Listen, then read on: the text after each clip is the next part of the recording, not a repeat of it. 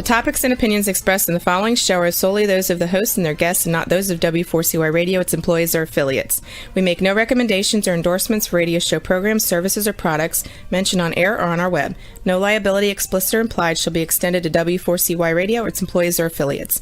Any questions or comments should be directed to those show hosts. Thank you for choosing W4CY Radio.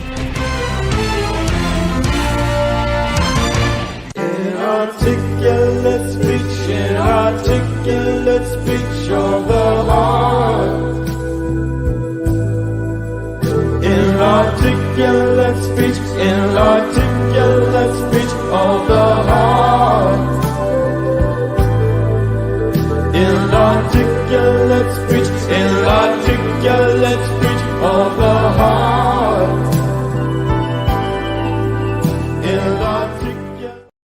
Hello and welcome to It's Your Voice, the show that hosts enriching conversations in diversity.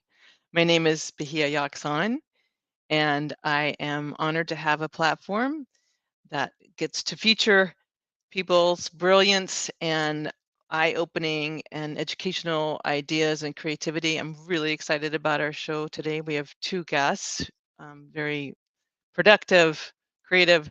But before I do a formal introduction of them, I want to just mention for people who are interested in seeing the trainings I offer as a coach and a diversity educator, I want to just mention my website that has sample courses, and I do tailor to anyone who's interested, and that is at knowwhatyouvantcoaching.wordpress.com. So tonight, the show is called Why Black History is Important, in case that is not utterly clear to everyone, which apparently it's not in America at this moment in time. And my guests, I have very fortunate to know Sandy L Holman. I ask her to be on the show almost regularly. I love what she brings every time. She's an expert at systems change. She's been a systems change agent for over 35 years. And she works always from deep compassion, non-judgment, understanding, and this universal love that Sandy exudes everywhere she is. She's the director of the Culture Co-op, and that stands for Caring, Optimistic, and Open-Minded People. And she's also the director of United in Unity, both of which promote systemic change, inclusion, equity, cultural competency, diversity, and quality education for all. In addition, she's an author, and titles, three of the book titles, which I love and are so meaningful. One is called We All Have a Heritage. One is called Grandma Says Our Hair Has Flair. And another one is called Grandpa Is Everything Black Bad. And she has also produced and directed a transformational film called The Cost of Darkness. Sandy, thank you so much for being here. It's great to have you. It's great to be here. Thank you for inviting us to come on, myself and Mr. Lewis. Thank you so much. My pleasure. And Mr. Lewis is here. I just want to mention this off the top. I know that you're an amazing father. You've been on my show before, and I've seen you at an event, and I see how much you pay attention to your kids, and I just respect and admire that. Mr. Lewis is also a hip-hop rap artist who's very conscious of messages and communicating uplifting and motivating words for the world. And I believe you have let me see if I got your YouTube channel name right, rebuildingtheculture.com. No, that's my website. Okay. My YouTube is just Mr. Lewis, the same way that it's spelled, that everyone can see. Okay. And I understand, I haven't heard it yet, that you two have, I'm hoping you guys can share it when it's the right time, a new collaboration that you guys have recently released. Yes, absolutely excited about that. Mr. Lewis is, I call him young Imhotep. First history lesson, Imhotep was really the world's first multi-genius and was skilled in many different places. And Mr. Lewis so much reminds me of him. Of course, he is, as you said, a hip hop artisan and uses his music to uplift, encourage, and as he likes to say, build the culture. But he also is an author of a cookbook. He also does community work. He's a community activist. He's a father, as I said, of five. It's just been an absolute honor to work with him. And on May the 4th, from 6 to 8, please RSVP, because we already are taking RSVPs. We are going to be featuring our music called the Sankofa Life. It's conscious music designed to educate, enlighten, entertain, and empower people. And Mr. Lewis will be featured at that. He will be singing. He has an amazing hip hop narrative voice, a presence, and an energy about him. And I'm honored to have collaborated with him on writing and helping to make this music happen. So it is across generations. That's what we want to model. And that's what Nice. we're thinking about as we talk about Black History Month. That is, I can't wait. I want to, we'll make sure we say, we'll how people can contact either both of you during the show, after the show. But May 4th, 2024, 6 to 8 p.m. And will it be online or is there a physical location?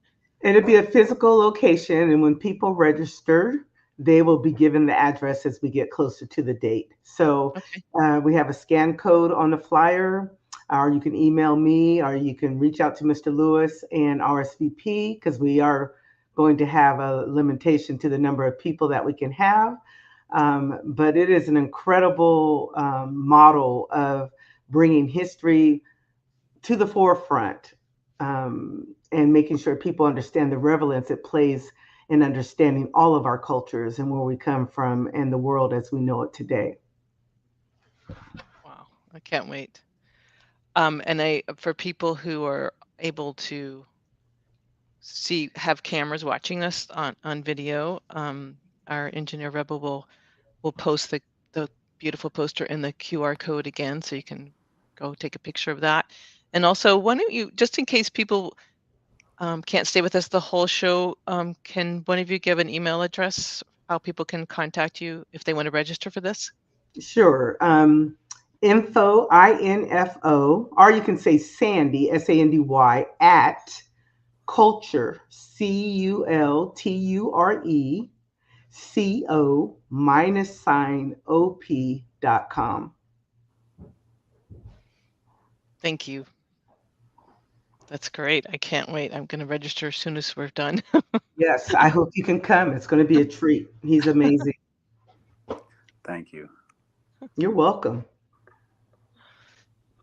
So how would you like to begin this extremely important conversation that is incredibly timely, that I have to talk about why Black history is so important? So, I actually want to dig a little deeper, because I think because of the work you do, Bahia, that you have an audience who are challenging themselves to grow. And it takes courage in the times that we're living in, and really across history, depending on who you are, to talk about a topic like this. Mr. Lewis and I wanted to come together, first of all, to wish everyone an incredible and powerful, loving day, but also to talk about the relevancy of Black history, or really what I like to call African history. Black is just a color, and it doesn't connect to a culture. And Black itself, the word itself, actually, if you look it up in the dictionary, is defined as dirty, evil, and other definitions that aren't really forthcoming. And we know from research and so forth that has a psychological, subconscious and conscious, for some, psychological impact on people. And so one of the things, even though we're honoring our ancestors, and words have morphed over time, Negro, colored, all the different terms that were ascribed to people from the African diaspora, I really encourage people to connect history to a culture. That's why we talk about Greece and we talk about Rome. And we see them as the de facto cultures, and they are for Europeans, but way before they were even in existence, we had African culture. It's the world's culture. Black history, our African history, Yeah. is the world's culture. Why you need to understand Black history in a nutshell is it is the world's culture. It is the beginning of civilization. And regardless of how you look with your beautiful array of, skin tones and backgrounds and all of that, all of your ancestors trace back to Africa. And many people from all over the world, including the Greeks and the Romans, most people don't know this, they went to Africa. It was seen as the highest levels of acumen and knowledge that you could acquire at the time. So, all your Greek philosophers you hear about, Romans, Arabs, people from all over the world, they went to study in the secret temples and the libraries of Africa. And we need to make sure people understand that this is their history. It's our history as a result, since we can all connect back to Africa, and that a lot of that history has been detached from people who have darker skin hues, which populated the continent and still do, even though we have other cultures living there today. People need to understand that that has been stripped apart from the people in the hopes of making it seem like African diasporic people all over the world have contributed little to the prosperity of the world, when that couldn't be further from the truth. So I'm going to talk about some of the global aspects of that. And I asked Mr. Lewis if he would just talk about why Black history is important in general, as someone who's on the ground constantly out there making a difference with people. So I want to stop and just ask him, that question ourselves, because he is the younger generation, and he and I believe in working across generations. And it's just been an absolute joy to work with him, Shantae, and a few others that I love connecting with young people, regardless of where they are and who they come from. So, Mr. Lewis, why is Black History Month, or I'm sorry, why is Black history important to you? Why do you think it should be important to people? Yes, yes. First, I would like to say thank you for having me on the show. Thank you again, Sandy, as well. I appreciate you so much just for everything that you are doing for me, all the Likewise. support that you have done for me as well. It's just amazing. All the knowledge and information that you have poured into me. I really, really, really do appreciate you. I appreciate Um, you too.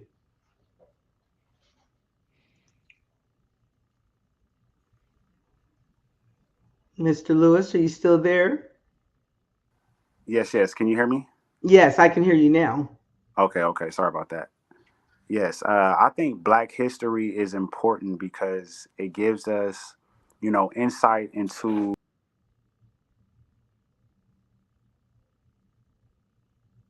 Oh, I think his connection is going in and out. Hmm. So until he figures that out, Mm-hmm. one thing that we know for sure, Mr. Lewis is a father, and he also believes in empowering people to make a difference. I think he's coming back. Mr. Lewis, Yes, yes. Sorry about that. I don't know what happened. that's That's okay. okay. Glad you're back. Yes, yes. Thank you. But again, yes, I think that Black history is important because it gives us insight into our past, so that we can see where we have come from and the contributions that have been made to our culture. And it allows us to be able to know why we got to where we're at right now, and being able to know where we are now helps us see where we're headed. So I think that, just knowing that, it gives you an empowerment of your identity, and, it just allows you to, like I said, just have more of a confidence of who you are. Because, before I knew anything about my history, I didn't really have that self-confidence within myself. I just thought all I knew about history was, oh, we were slaves, just all the things that they taught us in school. Um, I really didn't know too much about the inventions or just the contributions that we have made to the world. And yes, knowing it just allows me to just be grateful for our ancestors, to be empowered for, what we have done. So that's why I think that, Black history is important for us. And I love what he's saying because still today, Bahia, in our school systems, and I was sharing this with the Yolo County Board of Supervisors, in the curriculum, for the most part, it is a deficit approach toward history when it comes to African diasporic people. And again, I want to emphasize that this is all of our history, and what we're being taught in school often excludes, well, often regularly excludes a lot of different cultures, a lot of different people. I would argue that it's most detrimental, though, to quote unquote Black people, because when we look at historically the caste system, which had our white family on the top and anyone and the Black family on the bottom, and everyone else was in between. um, the compounded institutional impact, the compounded psychological impact, the compounded emotional, physical impact has been treacherous, horrific, and deadly. And so people not knowing their history makes us more likely, number one, to see ourselves as less than, like Mr. Lewis was saying, until he learned some things. And that's true, by the way, for Black people, for women who think maybe they're lesser than men, for the LGBTQIA, whoever the particular population is, but certainly for Blacks. And Blacks actually are in a kind of unique category because this has been going on forever. And out of all the different groups, cultural groups, it's still disproportionately impacting them and indigenous people the most, the original sins of this country. So we have to Sankofa it, as Mr. Lewis was saying, go back to the beginning.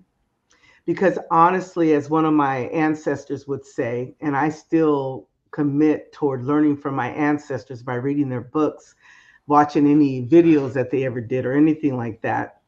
And many of my ancestors would say to you that you really can't understand the conditions we're facing today in this country and around the globe unless you understand, and this is the part that's hard for people, white supremacy and racism.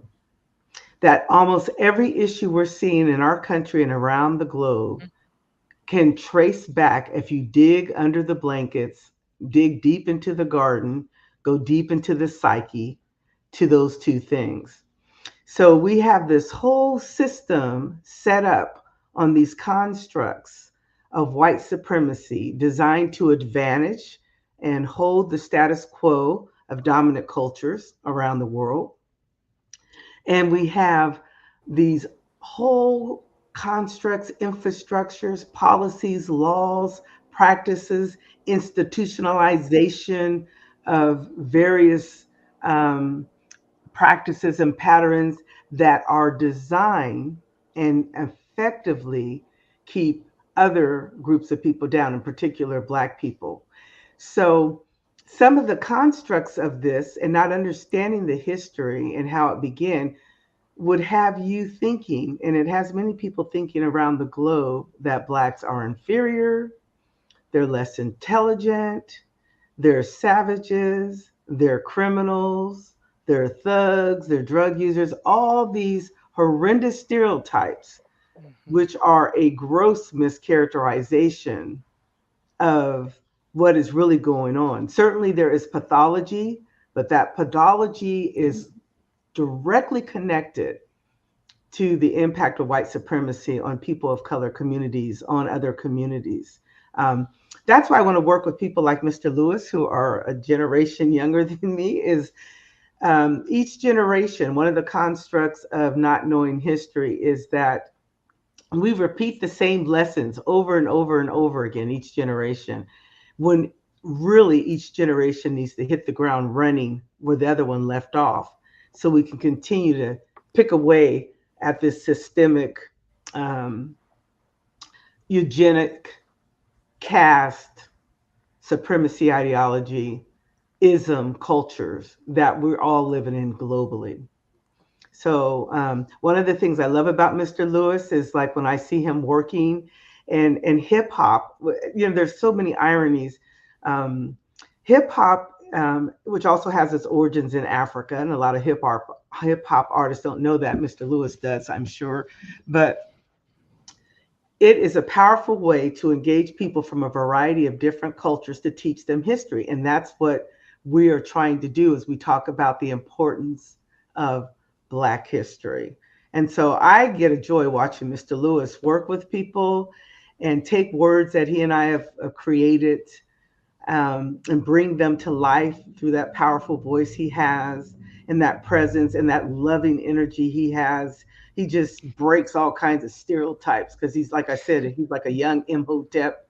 And if Imhotep was advisor to Pharaoh Zoser and built the first step pyramid, which if you go to Sacramento, they have a facsimile of that. By the way, African culture was so powerful and brilliant, you can go around the world and see obelisk, which the Africans call tekens. You can see all kinds of tributes to African people, but they won't acknowledge in our history books and in our cultures that this is uniquely African history that, again, is world history. Thank you, Sandy. Is Powerful. Mr. Lewis? Oh, Mr. Lewis, you are there. Yay. Yes. Can I ask you, how did you learn because it is so, the white supremacy and the ideology that Sandy just so well described is so insidious, and I believe intentionally to keep the people in power who have the power, that we don't even notice. The people who have the privilege don't even see it, and that's why it can be shocking to hear, like, what do you mean white supremacy? But rather than going into that, I'm just saying one effect of that is when real history is kept from us, our U.S. population. I had to find a lot of books that were not taught in school. Luckily I had parents who took us to the library and said, read, talk, let's read, let's talk, let's read. And not every parent is able to do that. But how did you come to know your history related to Africa? To be honest, it started at the African market that we have here in Sacramento. And then, I just started watching things on YouTube, learning about the Black Panthers and then knowing about, Huey P. And then, Can I get? hold on, I'm sorry. No problem. Yes, sir. Yes, sir. You Can I can. get some croissants? Yes, sir. Real life. Close the door. Okay. Sweet. Thank you, Daddy. You're welcome. Oh my gosh, precious voice. But yes, it started. It started there. It started. I started watching things on YouTube and just kind of diving deeper into knowing who certain people are, and then just even Sandy. When me and Sandy got together, she was like, "I want you to read these books," and then bringing different pictures and different lessons to me as well. And again, I just started getting on YouTube, watching different lectures, and just soaking it up as much as possible. So really, that's how I learned from YouTube, from books, from my elders around. Yes, that's how I learned. And I really want to encourage. Sojourner Truth Museum is having a free museum day this weekend. It's at 2251 Florin Road. And Shona McDaniels, who's the curator and artisan, an amazing artisan, one of my favorite female artists of all time. She's just incredible. Has created this museum for people to begin to learn some things about history. I encourage people to go to that. It's a free museum day. Normally there's a fee, but they're doing free museum day and to go to that. But as Mr. Lewis was acknowledging, a lot of this stuff is not taught in school. It's not taught in college. It's not taught in our books. In other words, unless you are around an elder or around a space like the African marketplace or other spaces which are really dedicated to counteracting the detrimental effects of not knowing anything about who you are and where you come from. And it is, you're right, Bahia. And I say this with love and truth, it is by design. These structures were set up years ago, years ago, 400, 500 years ago, but they're still operating in full force. And that's what I really want people to understand. This is why history, and Black history, again, is world history, is so, so important. There was a reason why people from all over the world traveled to Africa to learn from their magnificent scholars. And what confuses people, and particularly around Egypt, which was called Kemet, KMT, by the indigenous Africans who were Black-skinned people who lived there. What confuses people is just like in this country, when it was mostly indigenous people here, and then Europeans invaded and eventually took over the country, unfortunately, in a genocidal way to indigenous folks. It was the same thing that happened in Africa through enslavement.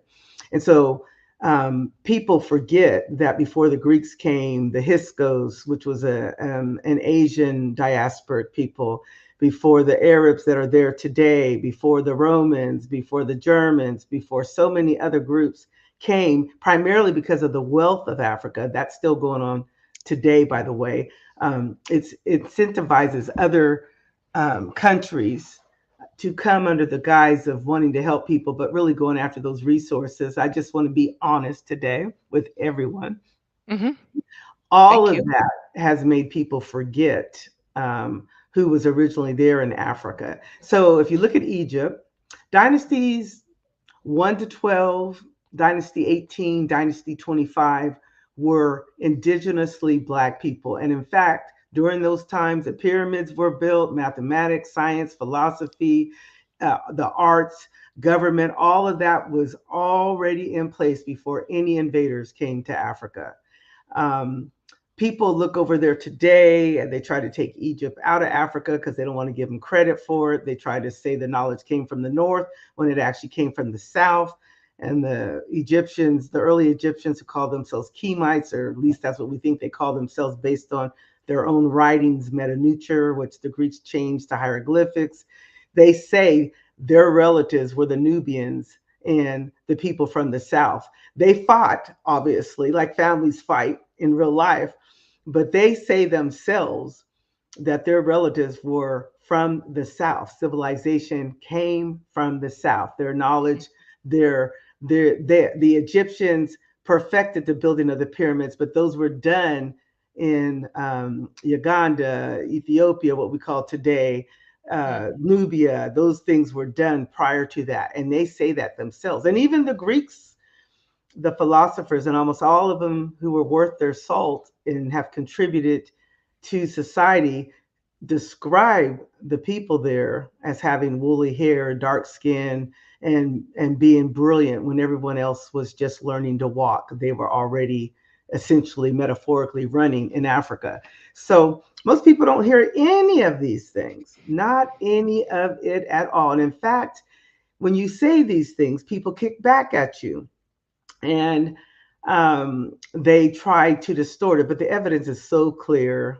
People like Chankanta Diop and so many others, Dr. Abinga, who's still alive today, so many other brilliant ancestors and elders are just bringing the truth home. And why is this important? Because as we look at systemic isms, period, you have got to disaggregate what is causing the disproportionality, inequity, social injustice, and so forth by studying that supremacy ideology, that white supremacy ideology. And I just like to be honest about it. Everyone wants to use soft words and stuff. And that's why we're still here today. We won't call it what it is. It's white supremacy and racism and isms in general. Um, and I want to say this with love because we are part of the human family. My gosh, it's so asinine that people are going around thinking they're better than someone because of the color of their skin or their background or even their educational level. Because I got a master's, I didn't learn any of this stuff in school, um, honestly, and I was Yeah. the one with the classes. So, and they're still pretty much, as I said earlier, teaching that deficit history where children about the fourth, fifth grade they learn about enslavement, and that has a devastating effect on Black kids. And then when they teach about Egypt, they're teaching it from a distorted perspective. No disrespect to educators, they're just teaching what they've been taught. And so even the history that could kind of heal some of the wounds of that deficit history um, is glossed over. But Mr. Lewis could tell you he has kids. That's probably why he's decided to homeschool. Mr. Lewis, why did you decide to do some homeschooling for your children? I decided to homeschool for that specific reason as well, as far as the knowledge, that they're teaching in the schools, and just the same. I mean, and to be honest, you know, they wanted to give them shots and all this stuff when they were born, and that I didn't want to inject them, fill them up with a lot of the chemicals that they give us straight from birth. I didn't want to do any of that as well. And, they say you can't go to school if you don't have that. So, it's just a whole bunch of indoctrinations from the jump. And I didn't want to do that. I wanted to be able to give them the knowledge and the information that I felt was important, even though, it's still, a curriculum that we have to use from the schools, but I'm able to be right there with them to uh, let them know what's true and what's not, and what's important and what is, and we have our own type of lessons and things that we go through. So yeah, I think homeschool is definitely the way. Yeah, and so, but here, and I love what he's saying. There are schools out there who are trying to correct and make sure education is more pluralistic, more honest, more Mm-hmm. inclusive for Mm-hmm.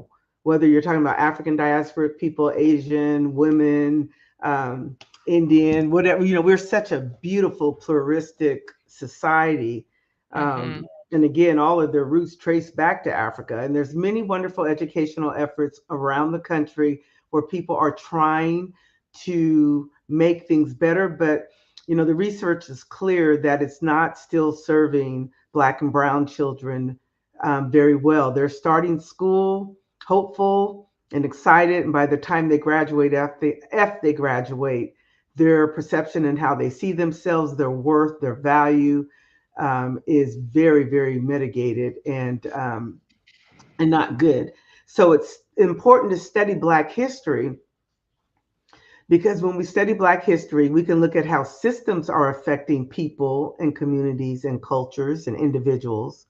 But then we can also look at and explore the internalized oppression it creates in the victims of white supremacy and isms and how they see themselves. The famous doll studies, it's been done a few times now. We're Mm-hmm. all kids, black, blue, pink, purple, white, in between, whatever. They're all pointing to that black doll still as the evil doll, the dumb doll, the criminal doll.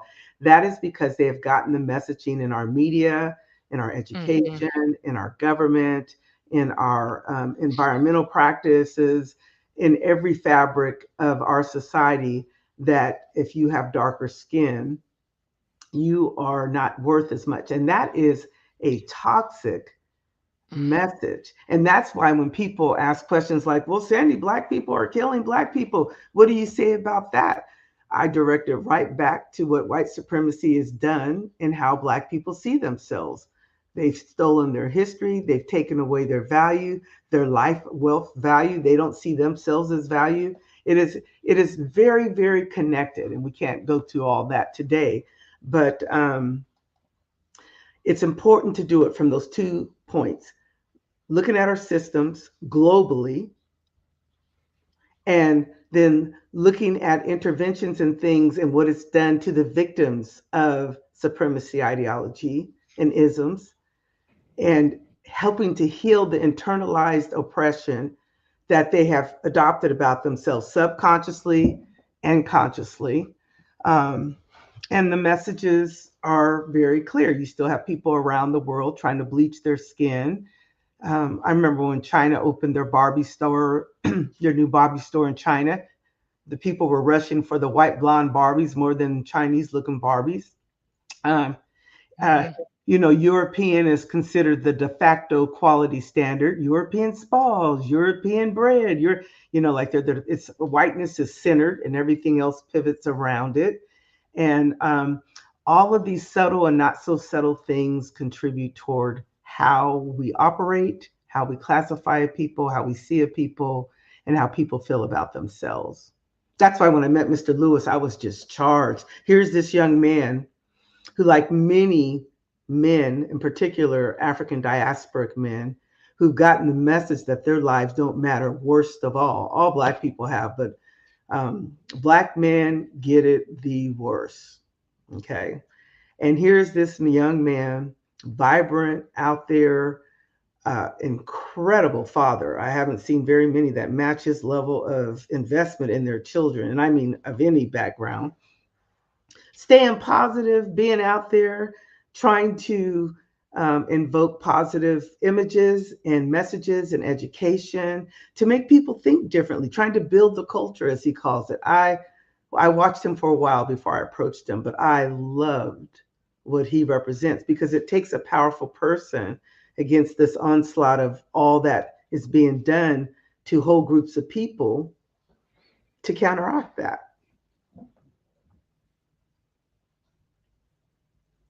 Mr. Lewis, do you want to share a thought now? Thank you so much, Sandy. Definitely, yes. And thank you so much for that, Sandy, for reals. And that is why I have continued to the motivation and the empowerment as well. Just learning from Sandy, she has taught me so much. And the support, I have never received it from anyone like this before. The knowledge, all of that, like how she's poured into me, how she's poured into herself, And yes, just to talk a little bit about schooling, and really a lot of this started around health for me. That's where a lot of it started.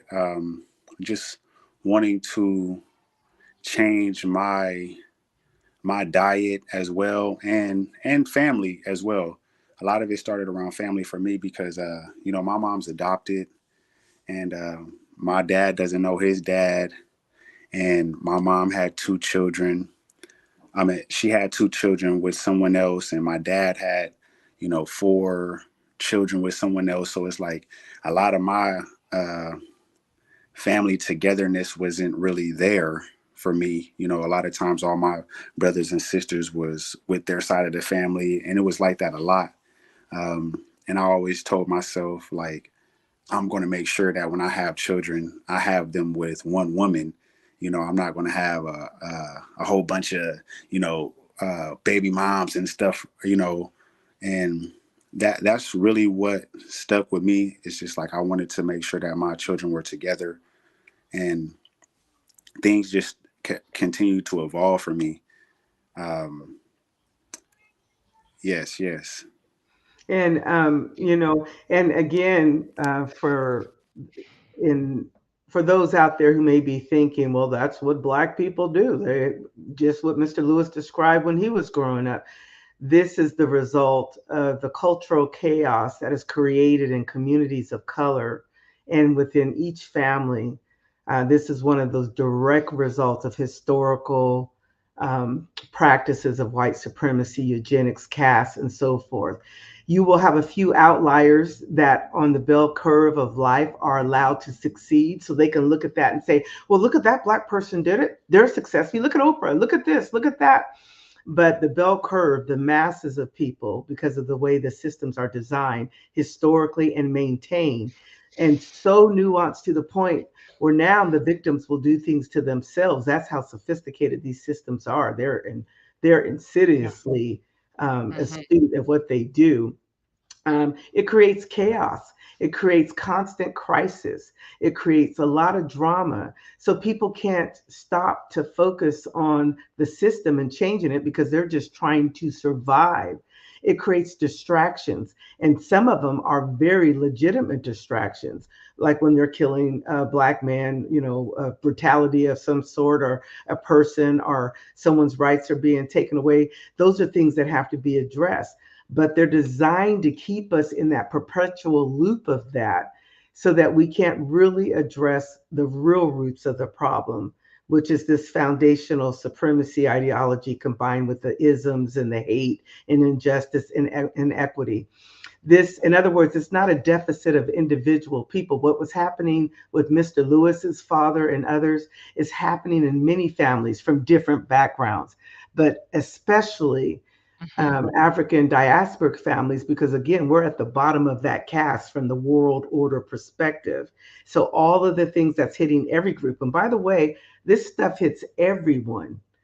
It just hits us the hardest, if that makes sense to you, Bahia. So if you are white, you are being affected by this stuff too. And in fact, it may take longer for it to have the ravishing effect, the genocidal effect in many cases that it's having on other groups. But eventually, this affects every aspect of people in society. So I want people to, as we think about history and we think about love, what is the greatest act of love you can do as you think about quote unquote Black history? And again, I would call it African history, regardless of where you're at, African Diasporic History Month.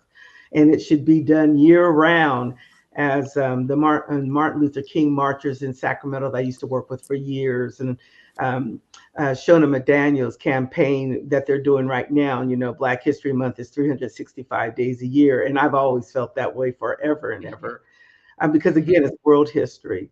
But the biggest act of love that you could do right now is study white supremacy like your life depended on it, because it does for everyone.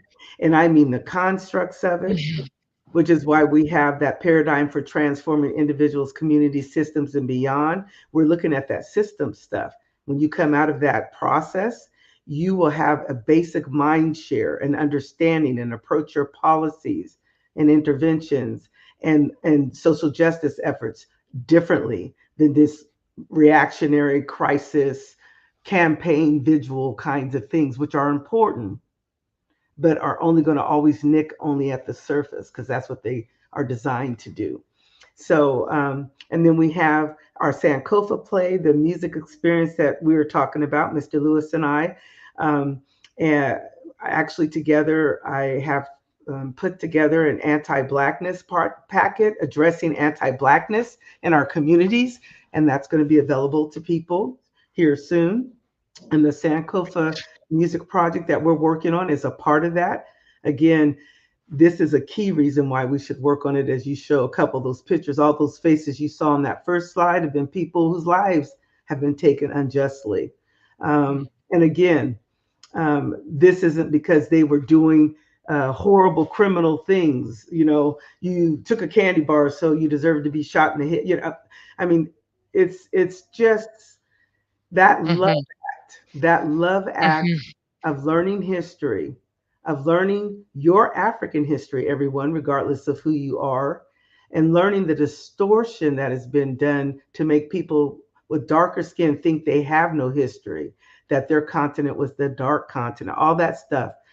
You will come out a different person if you learn in the love act your history, and it will change how you live your life, the compassion you have, and what you do going forward. And it will make you want to work with people like Mr. Lewis.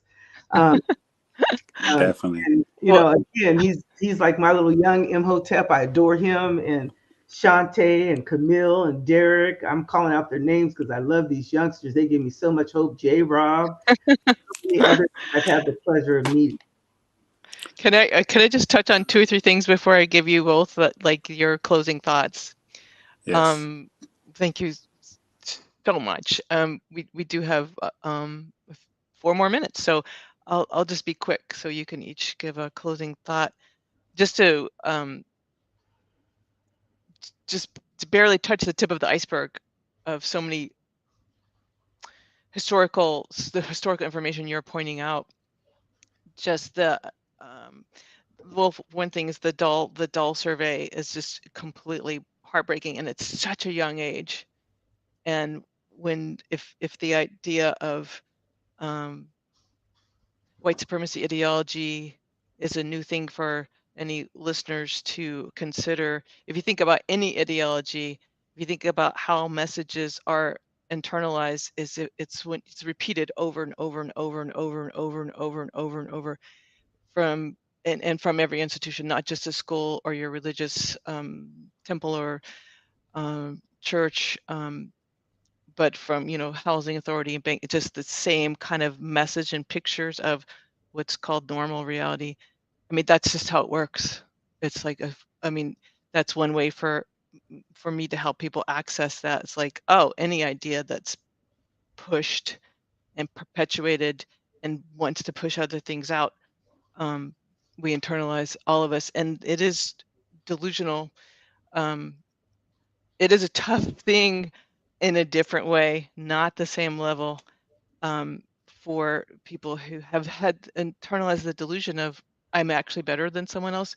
It's extremely harmful, not just to the people who they hopefully temporarily think they're better than, but I've worked with so many people whose minds have been blown when they see the truth of what a lie that is, and how, and the pain, like you were saying, Sandy, it causes pain in every and all directions. And you're absolutely right. If we don't study it, it gets worse for everybody. And let me The just problems check. don't change. Mm-mm.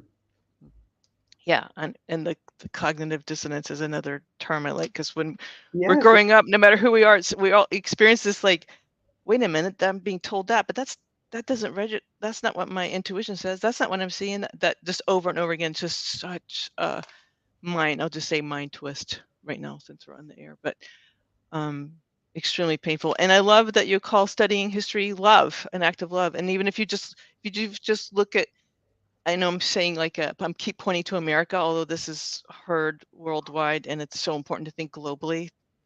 If you just look at what's happening, the backlashes we're experiencing in the U.S. Congress, where people can't even talk, just study decades of history and of the U.S. economy, and you'll just see we're just reverting back to repeating to, like, in it's a Congress. And spin cycle.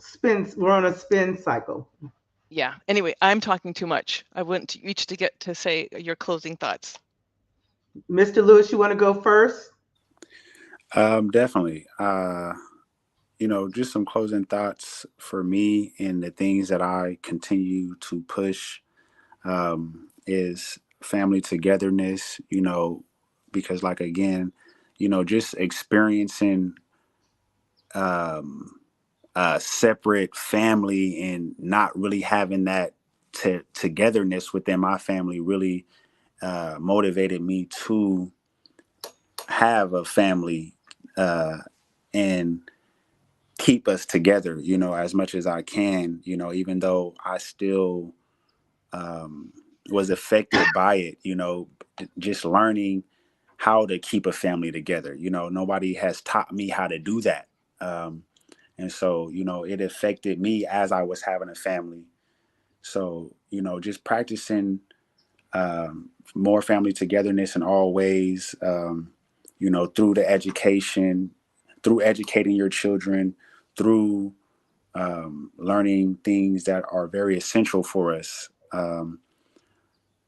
as far as growing food, learning skills that we can be self-sufficient with, like, carpentry, plumbing, farming, being a mechanic. Like, I feel like all those things are really what we need to do to empower ourselves and build our communities back up the way that we need to. It's definitely taking a lot of power into our own hands, and also knowing our history and how we did that for the world, and seeing how they have taken us out of that. We built it, and then they somehow figured out a way how to make us feel like, oh, this is slave work. You don't want to be farming and on a farm and doing that. So it's like, you don't see black farmers. You don't want to be building and doing all. You don't. When I look down the street and I see construction workers on the street, I barely see any black people doing it, any African people doing it here.